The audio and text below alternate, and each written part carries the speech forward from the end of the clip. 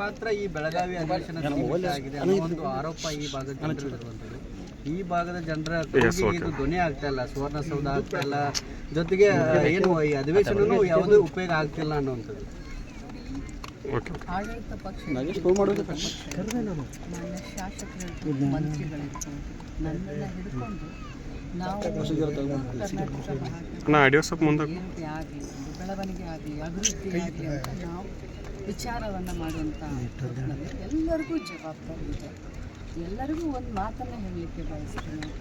ಈ ಒಂದು ಭಾಗದ ಒಬ್ಬ ಶಾಸಕಿಯಾಗಿ ನಮ್ಮ ಭಾಗ ಭಾಳಷ್ಟು ನಮಗೂ ಕೂಡ ಅದರ ಅರಿವಿದೆ. ಸಾಕಷ್ಟು ನೀರಾವರಿ ಯೋಜನೆಗಳು, ಸಾಕಷ್ಟು ಸರ್ಕಾರಿ ಅನುದಾನ ಇನ್ನೂ ನಮ್ಮ ಈ ಭಾಗಕ್ಕೆ ಬರಬೇಕು.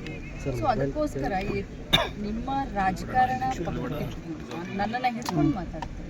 ರಾಜಕಾರಣವನ್ನು ಪಕ್ಕಕ್ಕಿಟ್ಕೊಂಡು ಈ ಭಾಗದ ಕಿತ್ತೂರು ಕರ್ನಾಟಕದ ಅಭಿವೃದ್ಧಿಯ ಪರವಾದಂಥ ಚಿಂತನೆಯನ್ನು ಬರುವಂಥ 10 ದಿನ ದಯಮಾಡಿ ಎಲ್ಲರೂ ಮಾಡಿ ಅಂತ ನಾನು ಮನವಿ. ಈಗ ಉತ್ತರ ಕರ್ನಾಟಕಕ್ಕೆ ಪ್ರತ್ಯೇಕ ಬಜೆಟ್ ಮಂಡಿಸಬೇಕು ಅಂತೇಳಿ ಧ್ವನಿ ಎತ್ತಬೇಕು ಅಂತೇಳಿ ತಮ್ಮೆಲ್ಲರ ಮೇಲೆ ಒತ್ತಾಯ ಮಾಡ್ತಾ ಇದ್ದಾರೆ ಹೋರಾಟಗಾರರು. ಆಗಲಿಲ್ಲ ಅಂದರೆ ಉತ್ತರ ಕರ್ನಾಟಕ ಪ್ರತ್ಯೇಕ ರಾಜ್ಯವನ್ನು ಕೇಳಿ ಅನ್ನುವಂಥದ್ದು ಇದೆ. ನೋಡಿ, ಅಖಂಡ ಕರ್ನಾಟಕದ ಚಿಂತನೆಯನ್ನು ನಾನು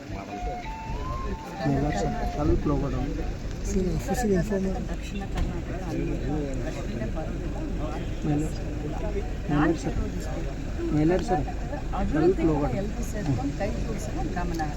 ಅಧಿವೇಶನ ಸಂದರ್ಭದಲ್ಲಿ ಸುವರ್ಣ ವಿಧಾನಸೌಧಕ್ಕೆ ಬಿಜೆಪಿ ಮುತ್ತಿಗೆ ಹಾಕೋದಕ್ಕೆ ಕರೆ ಕೊಟ್ಟಿದ್ದಾರೆ. 20,000 ಜನ ರೈತರನ್ನು ಸೇರಿಸಿ ರೈತ ವಿರೋಧಿ ಸರ್ಕಾರ ಅಂತೇಳಿ ಒಂದು ಪ್ರತಿಭಟನೆ ಮಾಡೋದು ಮುಂದಾಗಿರ್ತಕ್ಕಂಥದ್ದು.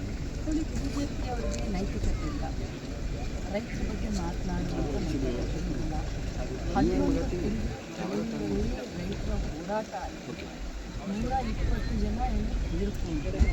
ಅವರ ಹೋಮ್ ಮಿನಿಸ್ಟರ್ ಮಗನೇ, ಆ ಪಕ್ಷದ ಹೋಮ್ ಮಿನಿಸ್ಟರ್ ಮಗನೇ ರೈತರ ಮೇಲೆ ಗಾಡಿಯನ್ನು ಹತ್ತಿಸ್ಕೊಂಡು ಹೋಗೋದು, ರೈತರು ಸತ್ತಿದ್ದು, ರೈತರ ಹೋರಾಟವನ್ನು ಹತ್ತಿಕ್ಕಲು ಎಲ್ಲ ಕಸರತ್ತನ್ನು ಮಾಡಿದ್ರು.